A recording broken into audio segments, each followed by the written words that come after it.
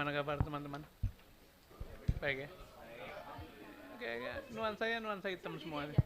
Selamat sore teman-teman media. Assalamualaikum warahmatullahi wabarakatuh. Waalaikumsalam warahmatullahi wabarakatuh. Hari ini, sore ini, kami dari tim Amin ingin sharing apa yang kami dapatkan. Kesimpulannya atau awalannya adalah Dirty Votes itu hanya sebuah film dokumenter yang kayaknya kurang berat kalau dibandingin masalah yang akan kita ulas. Hari ini kita mau mengadakan update dari tim Amin. Hadir di sini bapak-bapak, mulai dari sana Pak Amin Subekti yang akan mengelaborasi mengenai riset, Pak Ari dari tim hukum kita, Pak Sudirman Said tentu saja, Pak Hamdan, dan kemudian Pak BW. Nah, tanpa mengulas lebih lanjut ya, teman-teman udah menunggu lama, Pak SS boleh mengawali update kita hari ini. Baik, terima kasih. Saya buka dengan salam. Assalamualaikum warahmatullahi wabarakatuh. Waalaikumsalam warahmatullahi wabarakatuh. Selamat sore, salam sejahtera untuk kita semua. Rekan-rekan media yang saya hormati,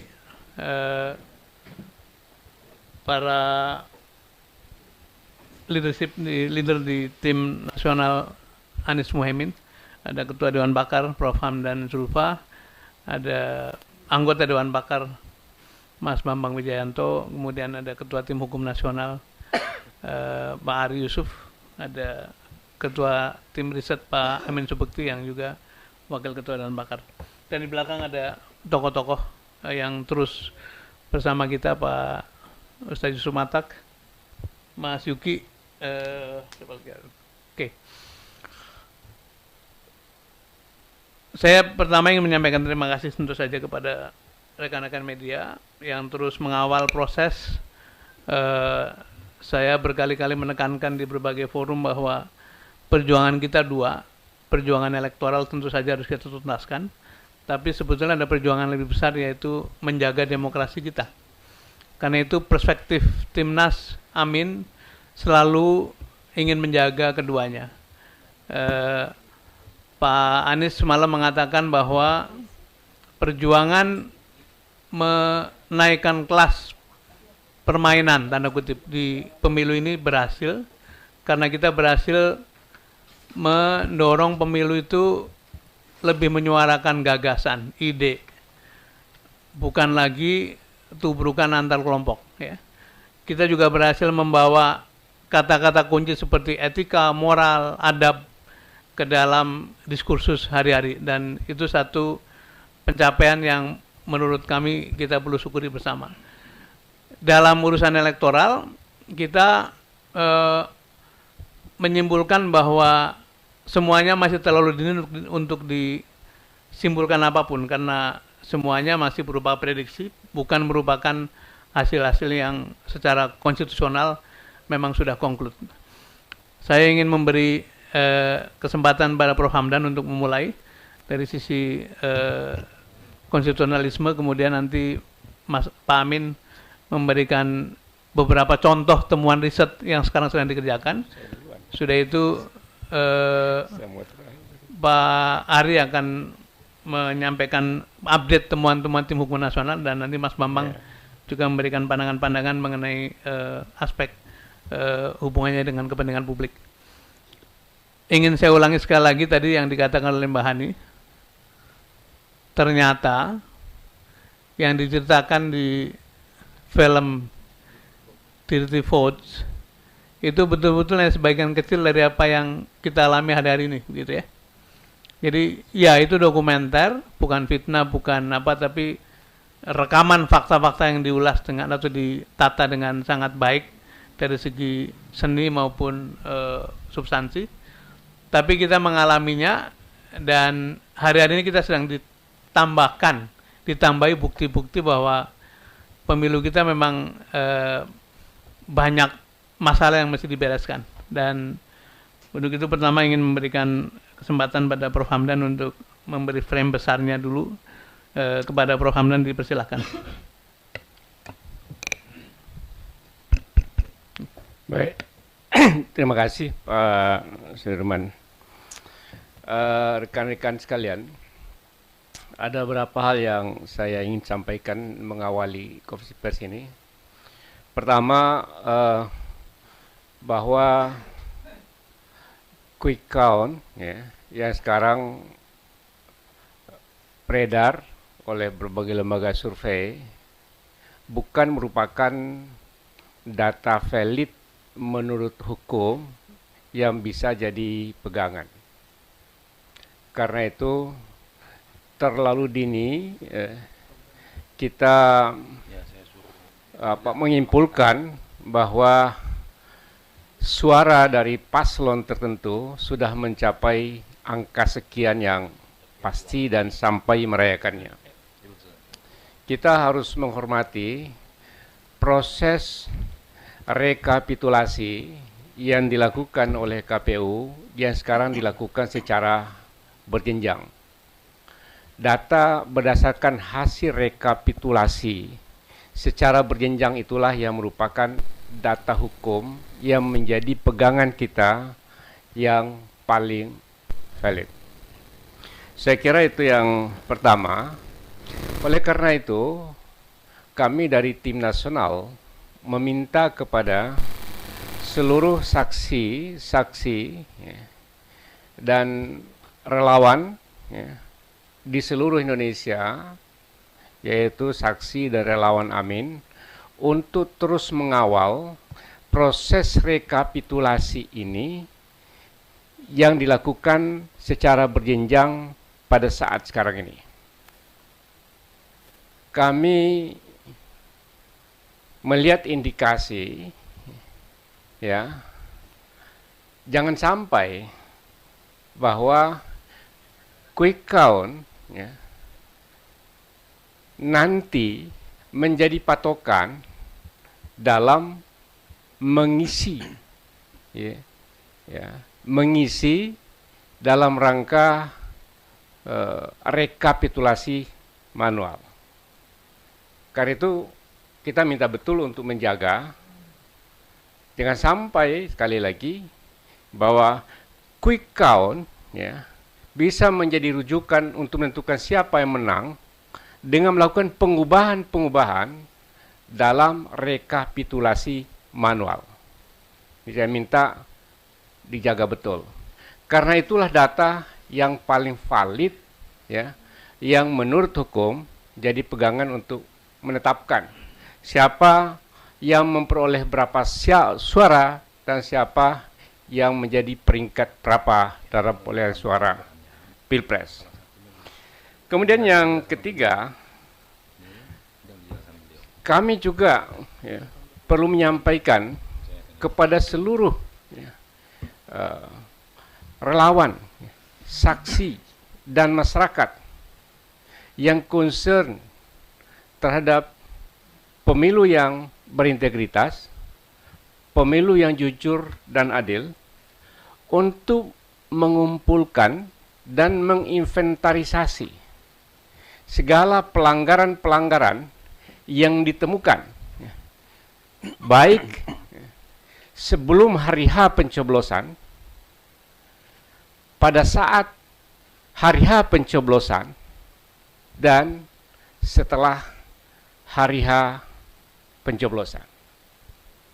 Karena kami menemukan indikasi bahwa ada satu benang merah ya, antara sebelum hari H pencoblosan, saat hari H pencoblosan, dengan setelah pencoblosan, pelanggaran-pelanggaran itu terjadi secara sistematis. Kami sekarang ini sedang mengumpulkan bukti-bukti yang terkait, yang berkaitan dengan pelanggaran-pelanggaran yang sistematis, terstruktur, dan masif itu. Tadi diawali dengan film Dirty Fort. Apa yang ada di sana? Yang ada di sana adalah permulaan desain sebuah pelanggaran, ya. Kita bisa simpulkan seperti itu dari data-data yang digunakan dalam film itu. Sekarang kita hendak membuktikan, dan bukti-bukti awal kita temukan bahwa ya, implementasi dari desain itu mulai nampak satu persatu. Dan ini sedang kami kumpulkan seluruh Indonesia. Karena itu, sekali lagi kami minta betul, pemilu ini belum selesai. Pemilu masih berproses, rekapitulasi manual yang merupakan rekapitulasi yang valid menurut hukum sedang diproses, dan kita menunggu proses itu, dan kami minta seluruhnya masyarakat untuk mengawal itu ya, sampai pada tingkat yang paling akhir. Bagi pasangan Amin dan Timnas Amin, kami apapun yang kami lakukan untuk menjaga keadaban pemilu. Ya. Keadaban pemilu adalah pemilu yang berintegritas, pemilu yang jujur dan fair, agar negara kita ini menjadi negara yang beradab. Ya. Ya. Negara kita ini adalah negara yang dibangun di atas pemerintahan yang legitimate. Itu hal yang jauh sangat penting dari hanya sekedar menang dan kalah. Karena itu penting sekali kami catat bahwa inilah perjuangan kami dan inilah kehendak perubahan. Kita ingin menghendaki pemerintahnya legitimate, negara yang kuat, dan keadaban dalam berpemerintahan. Saya kira itu menjadi konsen kami, dan itulah sebabnya pada hari ini kami mengajak masyarakat semua, ya, kami mengajak kepada publik untuk menjaga integritas pemilu ini agar negeri kita ini negeri yang lebih baik. Saya kira itu yang bisa sampaikan sebagai pengantar. Nanti akan disambung lagi oleh yang lain. Masih. Assalamualaikum warahmatullahi wabarakatuh. Assalamualaikum warahmatullahi wabarakatuh. Prof. Hamdan, terima kasih. Salah satu poin yang kepingin saya garis bawahi adalah jangan sampai quick count itu dijadikan basis untuk memaksa hasil real count dengan memanipulasi sistem, dan ada indikasi sistem itu tidak cukup reliable, tidak cukup terpercaya, sehingga terjadi tadi manipulasi dari sistem yang seperti ingin digiring pada hasil quick count. Nah, ini yang akan disampaikan oleh Pak Amin, beberapa contoh saja, kemudian nanti disambung oleh Pak Ari untuk menjelaskan tipe-tipe atau pola-pola dari pelanggaran atau kecurangan. Kepada Pak Amin Subukti dipersilakan. Terima kasih Pak Sudan Faid. Sebentar datanya. Prof. Hamdan yang sebelumnya sudah menjelaskan.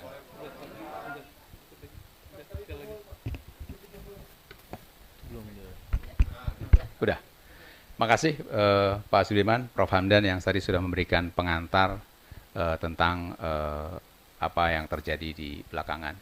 Jadi kami juga mengamati apa yang berkembang di masyarakat, terutama laporan-laporan yang muncul di sosmed maupun di grup-grup WhatsApp tentang adanya diskrepansi atau khususnya perbedaan dari apa yang muncul antara formulir C1 dan perhitungan yang ada dalam website KPU. Jadi kami diminta sebagai tim riset untuk melakukan pendalaman apakah hal ini adalah sesuatu yang terjadi gitu.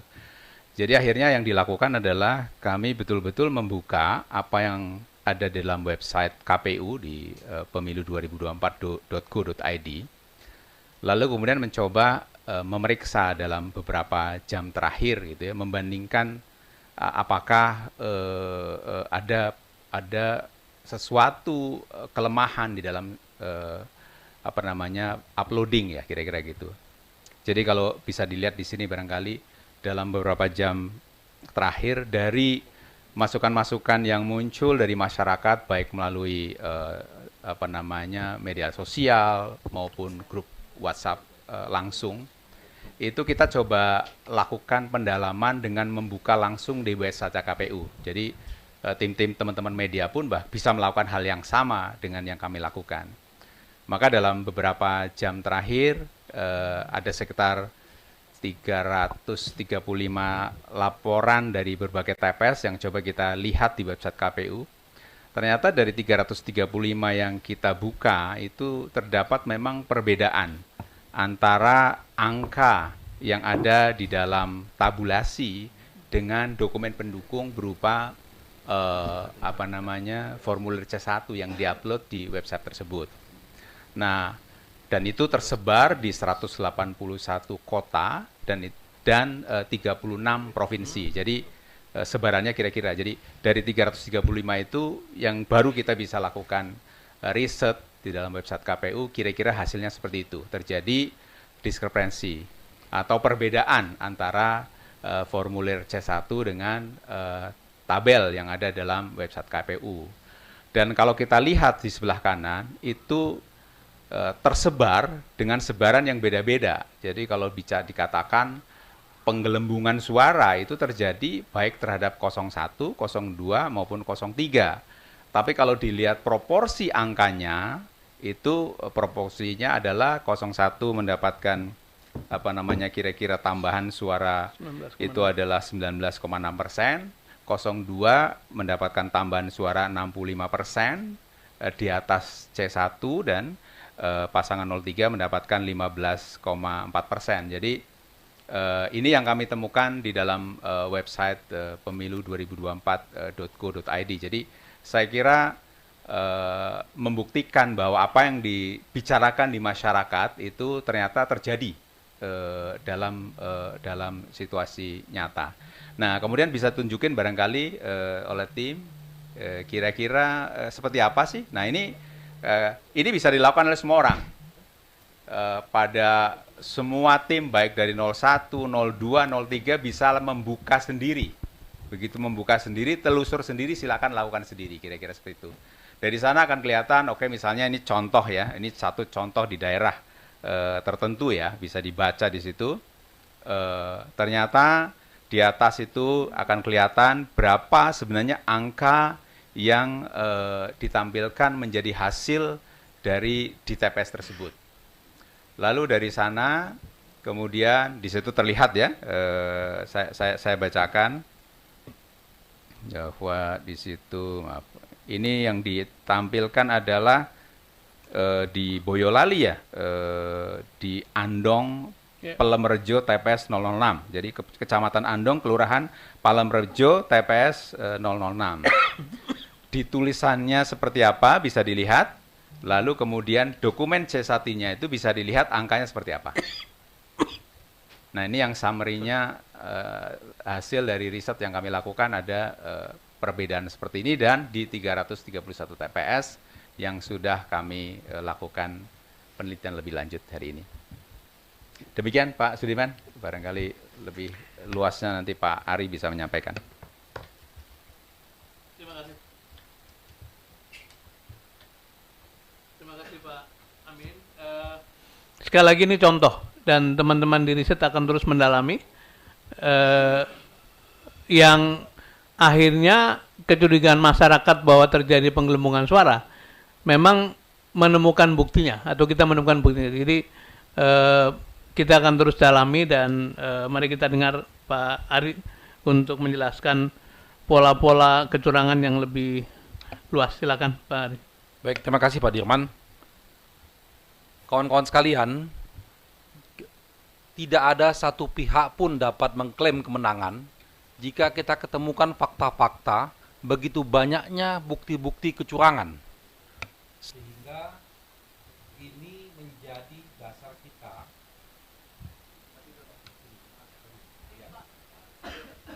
Jadi kami dari tim hukum nasional Amin, 1 hari sebelum pencoblosan kami sudah menerima laporan-laporan, kami bersiaga 24 jam di posko. Sampai saat ini pun kawan-kawan di tim hukum Amin nasional masih menerima semua laporan-laporan tersebut. Kami juga memiliki tim hukum nasional di daerah di 34 provinsi, semuanya sampai sekarang masih menerima banyak sekali laporan-laporan tersebut. Tadi apa yang dijelaskan oleh Pak Amin itu salah satu pengelompokan yang kami sudah temukan sebagai bentuk kecurangannya. Kami sebut di situ sebagai penggelembungan suara melalui sistem IT KPU. Ini penggelembungan suara ini dilakukan secara masif. Tadi sampel itu hanya di beberapa tempat yang di ini kan, sedangkan kami sudah memverifikasi ribuan laporan TPS yang kita cek langsung C1-nya yang menurut versi kita. Karena kami juga punya kawan-kawan di daerah yang bisa memfoto langsung C1 hasil, kami cek di KPU berbeda. Jadi apa yang disampaikan oleh Pak Amin tadi itu hanya bagian dari sampling saja. Lalu yang kedua, tentang suara-suara yang sudah tercoblos di 02. Itu banyak sekali. Mungkin tidak hari ini kita presentasikan karena kami lagi kumpulkan banyak sekali surat-surat suara yang sudah tercoblos yang masyarakat terima. Lalu yang ketiga, pengarahan aparat desa melalui asosiasi kepala desa. Ini sudah kami omongkan sejak lama bahwa modus ini sudah betul-betul terjadi dan betul ternyata pada hari H itu terjadi. Bagaimana kepala-kepala desa itu memberikan pengarahan langsung ke KPPS dan ikut serta untuk kemenangan paslon tertentu. Lalu pengarahan lansia oleh KPPS, jumlah surat suara yang kurang, penghalangan pemilih di PPLN, manipulasi data DPT, lalu upaya menghalangi saksi di TPS dan money politik. Ini pengelompokan modus-modus yang sudah kami temukan di lapangan. Dan ini nanti akan pada waktunya secara bertahap akan kami sampaikan ke publik setelah kami lakukan verifikasi. Jadi kami dalam hal ini berkepentingan mengawal proses pemilu ini dengan baik, tidak hanya untuk kepentingan Amin, tapi lebih utamanya adalah kepentingan rakyat. Jutaan suara rakyat yang merasa dicurangi. Itu pokoknya. Intinya di sana. Jadi kita jaga betul bahwa betul-betul suara rakyat yang dikehendak itulah yang akan menjadi kenyataan. Mungkin itu saja dulu dari saya. Terima kasih Pak Timan. Terima kasih Mas Ari. Selanjutnya kepada Mas Bambang Wijayanto dipersilakan untuk menyampaikan perspektifnya yang Mas Bambang sangat engage dengan berbagai komunitas masyarakat sipil dan juga punya concern yang sangat tinggi pada berbagai penyimpangan. Silakan Mbak Bambang. Terima kasih Mas Dirman.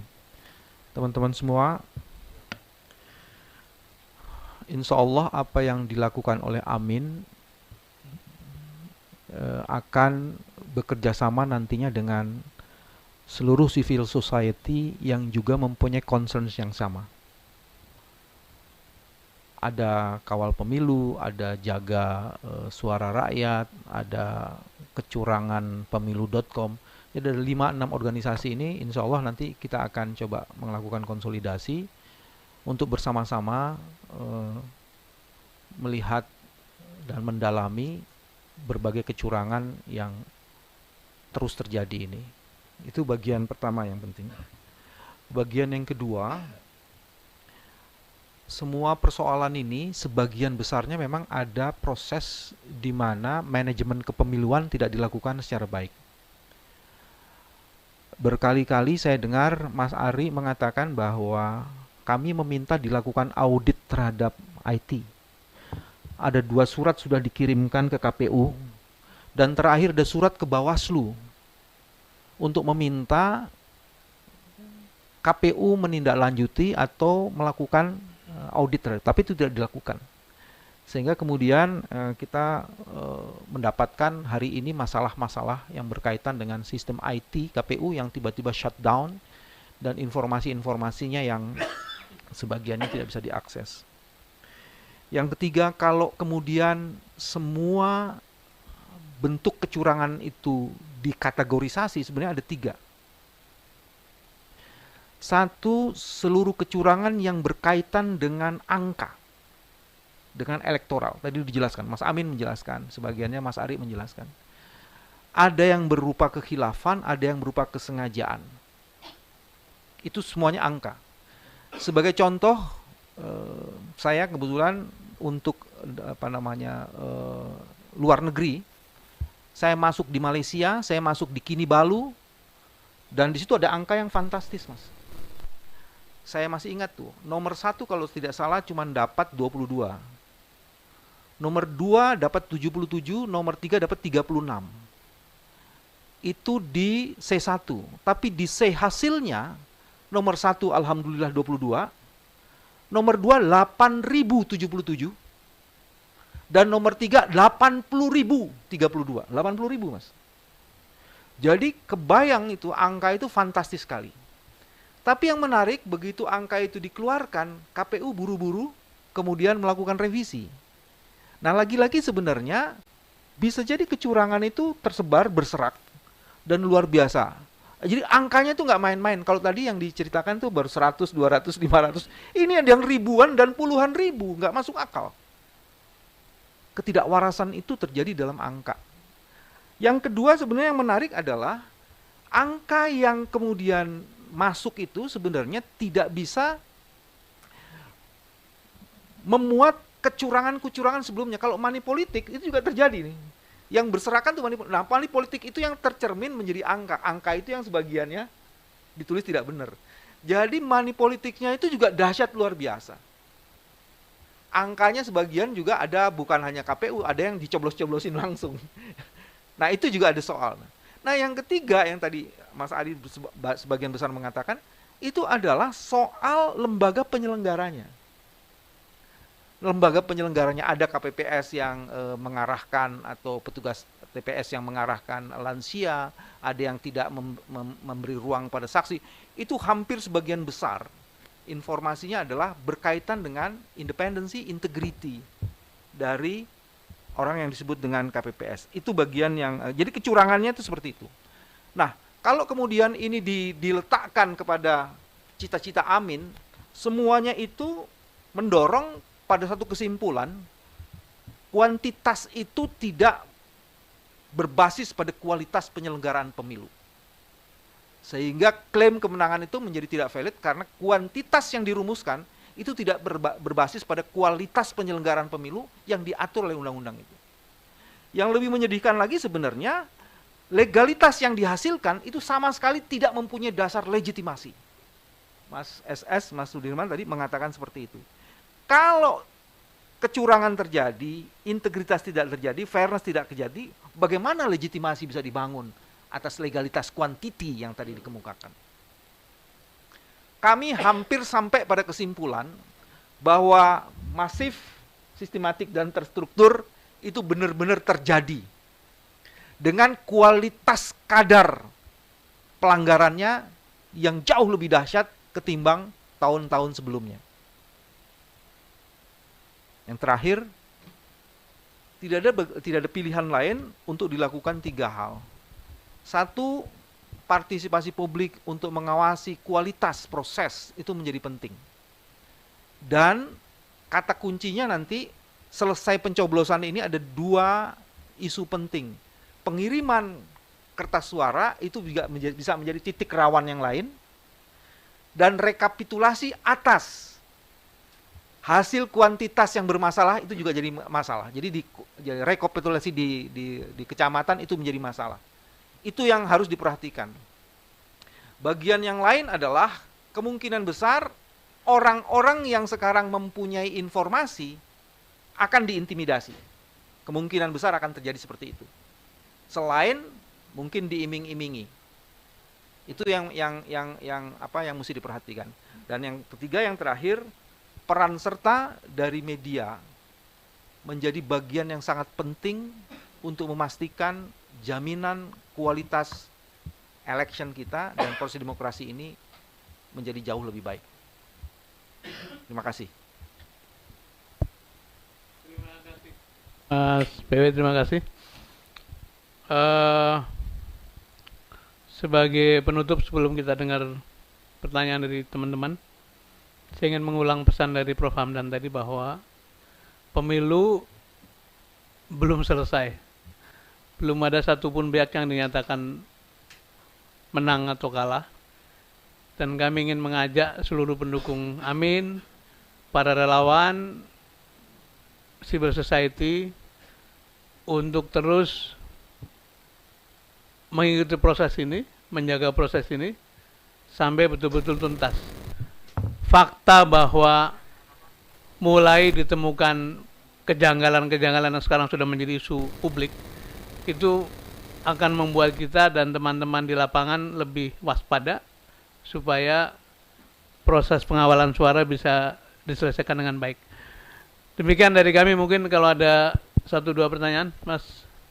1, disebutkan nama dan ya, 1-1 boleh. Ya.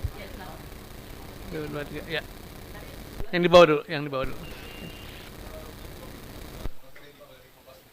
Nggak ada itu mikrofon. Terima kasih, saya Dipo dari Kompas TV, Pak Dirman. Tadi kan sudah dijelaskan salah satu kecurangan itu, dugaan kecurangan itu terjadi pada saat penyelenggaraan pemilu. Tadi dijelaskan beberapa, misalnya ada pengarahan lansia, kemudian juga jumlah surat suara yang kurang, manipulasi DPT, dan beberapa dugaan kecurangan lainnya pada saat pemilu. Nah, di saat yang sama, saya ingin minta tanggapan dari Timnas Amin. Tadi pagi Presiden juga sudah menjelaskan bahwa jangan teriak-teriak soal kecurangan, karena dia berpendapat bahwa sudah ada saksi, baik itu untuk capres-cawapres, kemudian juga caleg, artinya sudah ada yang memantau gitu dari masing-masing kubu, dan Presiden juga meminta bahwa kecurangan itu dilaporkan saja ke Bawaslu. Sederhana saya ingin meminta tanggapan dari Timnas Amin soal pernyataan dari Presiden. Terima kasih. Langsung kita respon aja ya. Tentu saja secara formal kita punya saksi-saksi di lapangan, tapi akibat kita punya saksi itu maka kemudian ditemukanlah hal seperti ini gitu. Kalau kemudian kami menyampaikan pandangan-pandangan seperti ini, itu adalah bagian dari tanggung jawab kami kepada publik. Kita didukung oleh publik, kemudian suara publik, suara rakyat terancam dimanipulasi. Kita harus menyuarakannya kembali sebagai bentuk pertanggungjawaban kami.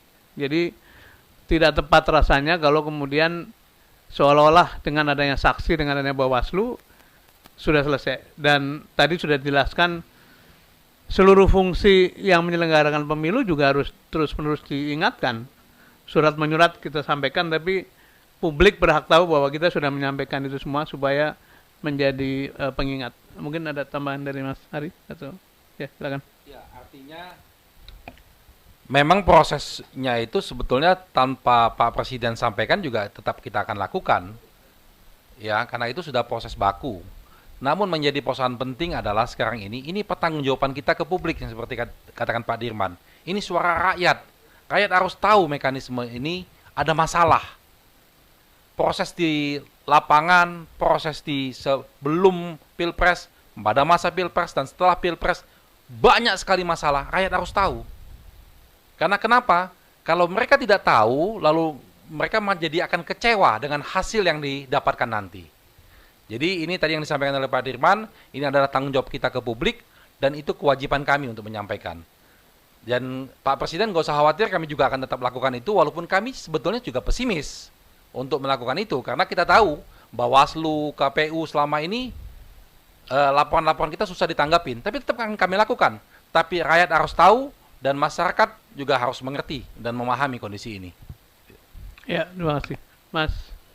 Assalamualaikum warahmatullahi wabarakatuh. Waalaikumsalam warahmatullahi wabarakatuh. Bapak-bapak yang terhormat, ada beberapa pertanyaan. Yang pertama, apakah Timnas Amin sudah pada kesimpulan yang pasti bahwa kecurangan itu TSM, terstruktur, sistematis, dan masif?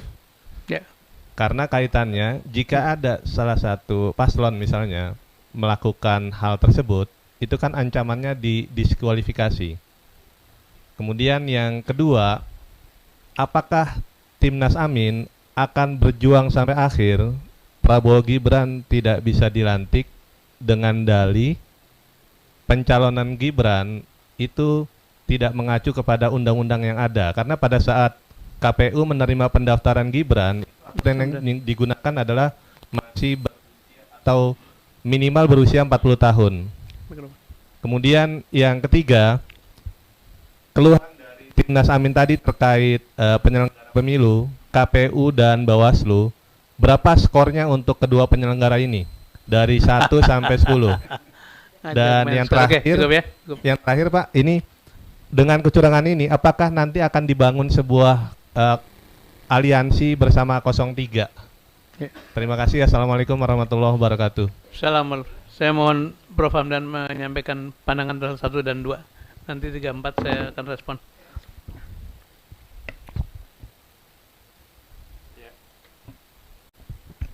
Ya. Tadi saya sudah sampaikan bahwa ada indikasi kuat pelanggaran terjadi secara terstruktur sistematis dan masif. Bukti-bukti awal sudah kami miliki, sudah kami kumpulkan, dan kami terus mengumpulkan lagi dari tim-tim di daerah berbagai pelanggaran-pelanggaran untuk memperkuat bukti-bukti yang ada. Jadi indikasi kuat. Kemudian yang kedua, saudara, hal yang terpenting bagi kami dalam kaitan dengan pelanggaran terstruktur sistematis ini, ya, bahwa pemilu itu dilakukan secara berintegritas. Ini paling penting, karena itulah substansi demokrasi yang diamanatkan oleh konstitusi. Pelanggaran-pelanggaran terhadap aturan-aturan pemilu, pelanggaran-pelanggaran hukum, ya, baik dengan kebijakan maupun tindakan yang menguntungkan atau merugikan salah satu pihak dalam suasana pemilu, itu juga memenuhi pemilu yang tidak berintegritas. Ya. Dalam pengalaman pemilu kita, sudah 20 tahun ini, 4 kali pemilu, dan ribuan kali pilkada, kita menemukan satu rumusan pelanggaran TSM itu yang tidak mungkin hanya dilakukan oleh paslon atau peserta pemilu. Ya. Pelanggaran TSM harus, ya, dan melibatkan, ya, institusi pemerintahan. Kemudian yang kedua adalah penyelenggara pemilu dan pengawas. Keterlibatan yang dimaksud baik tindakan aktif membuat kebijakan atau melakukan tindakan maupun tindakan pengabaian terhadap pelanggaran-pelanggaran yang ada. Misalnya, Bawaslu yang mengabaikan begitu saja, di depan mata ada pelanggaran, dia tidak melakukan apa-apa, itu juga adalah tindakan yang menguntungkan dan menguntungkan salah satu pihak dan merugikan pihak yang lain. Salah satu contoh,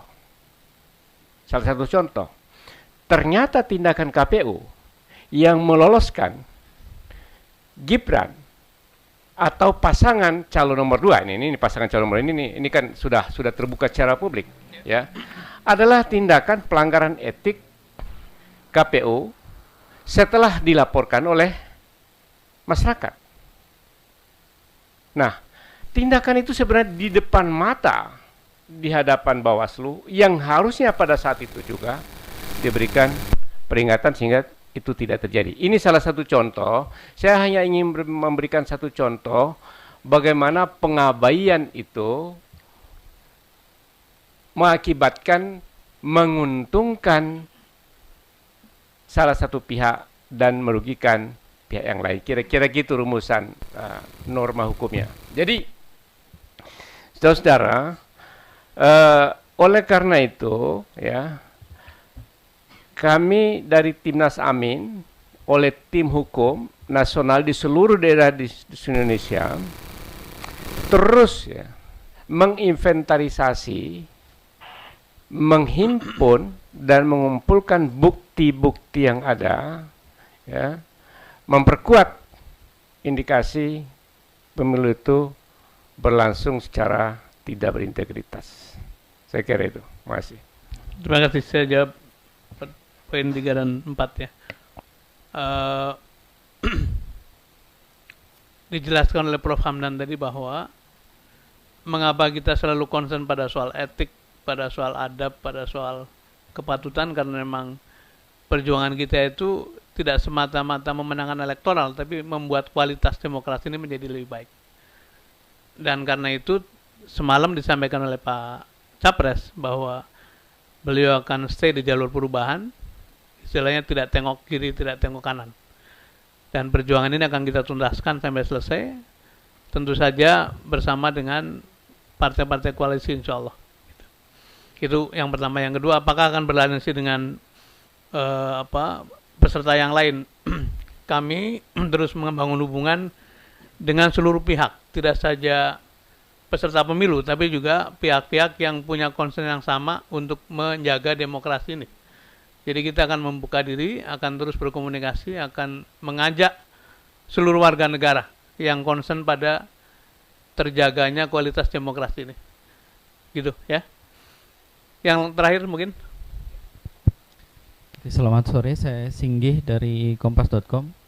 Yang ingin saya tanyakan tadi kan muncul keraguan-keraguan dari tim hukum terkait dengan apakah ini bisa diproses di Bawaslu dan KPU, pelanggaran-pelanggaran. Artinya apakah sudah sejauh menyiapkan laporan ini ke MK juga gitu untuk fight di sana atau seperti apa? Karena kan keraguan-keraguan ini kuat ya Pak. Kita lihat KPU sudah 3 kali disanksi etik. Kemudian Bawaslu juga tidak memproses laporan dari teman-teman Timnas. Kemudian yang kedua, terkait kecurangan yang terstruktur dan sistematis ini, ada kemungkinan bukan cuma peserta pemilu yang jadi lawan dari teman-teman Timnas Amin, tetapi juga kepala negara sekaligus presiden yang mungkin jadi orkestra di balik ini semua. Nah, ini tanggapan dari teman-teman Timnas seperti apa? Apakah sudah benar-benar sangat siap melawan yang tangan-tangan tidak terlihat yang sangat besar gitu di negeri ini yang membuat kecurangan ini terstruktur, sistematis dan masif? Mungkin itu dari saya. Terima kasih. Terima kasih Mas Singgi. Sebenarnya tangannya terlihat kok ya, bukan tidak terlihat kan. Mas Ari silakan menjawab yang bagian hukum tadi, apakah kita seperti ragu-ragu Ya, keraguan-raguan kami itu memiliki dasar karena ada proses. Dalam proses perjalanan ini kami membuat laporan, kami membuat pengaduan, bagaimana tanggapannya, ada prosesnya itu. Makanya tadi kalau dikatakan oleh Pak Profesor Hamdan tentang terstruktur tadi, itu tadi di sana ada terstruktur bagaimana aparat penyelenggara pemilu ikut-ikutan di sana, berpihak di sana. Ini kecurangan yang terstruktur tadi. Nah, sehingga kami sudah menyiapkan, tadi kalau ditanyakan itu, kami sudah menyiapkan konsep untuk mempermasalahkan kualitas dari proses pilpres ini, proses pemilu ini. Dan itu nanti akan tertuang dalam bentuk tadi, terstruktur, sistematis, dan masif tadi. Sehingga kualitas itu nanti akan dinilai oleh Hakim MK, apakah hasilnya bisa disetujui atau tidak. Nanti akan dinilai oleh mereka. Tapi kami akan menunggu momentum dan akan menunggu kesepakatan dari Timnas untuk memasukkan itu. Dari tim hukum sudah menyiapkan itu. Makasih. Terima kasih. Yang terakhir tadi soal tangan-tangan tak terlihat. Saya kira bukan hanya kami yang concern dan justru karena itu menyampaikan perhatian kepada publik. Seluruh dari kalian semua media sudah memuat, sudah menceritakan dari mulai berita ringan sampai investigasi begitu ya. Para artis dan aktivis membuat film yang mendokumentasikan itu semua, dan di sana jelas sekali bahwa siapa yang terlibat. Dan seperti dikatakan Prof. Hamdan tadi bahwa yang memiliki kemampuan untuk melakukan tindakan-tindakan terstruktur, masif dan sistematis ya yang memegang kekuasaan. Karena itu demokrasi mensyaratkan pergiliran supaya power yang absolut tidak terakumulasi. Nah, sebetulnya siklusnya kan sudah baik kan. Barangkali presiden yang incumbent ikut pemilu sedikit banyak nyerempet-nyerempet kekuasaan, oke lah. Karena itu selesai pada tahun ke-10. Ya sekarang ini tahun ke-10 sudah selesai. Tapi memaksakan diri, memasukkan dirinya tidak masuk. Tapi putranya masuk. Sehingga melakukan segala daya upaya yang sebetulnya ongkosnya adalah kerusakan sistem bernegara. Dan ini yang sedang kita lawan gitu. Apakah sudah siap dengan diketahui bahwa itu tangan besar? Ya kalau tidak siap kita tidak ikut pemilu. Kita sudah siap itu dan kami mengajak kembali pada seluruh masyarakat, selamatkan negara ini. dari tangan-tangan, dari pikiran-pikiran yang melampaui batas. Dan insya Allah kita akan terus menyampaikan pesan pada publik. Mungkin demikian sore ini. Terima kasih Pak Prof. Hamdan, silakan. Saya ingin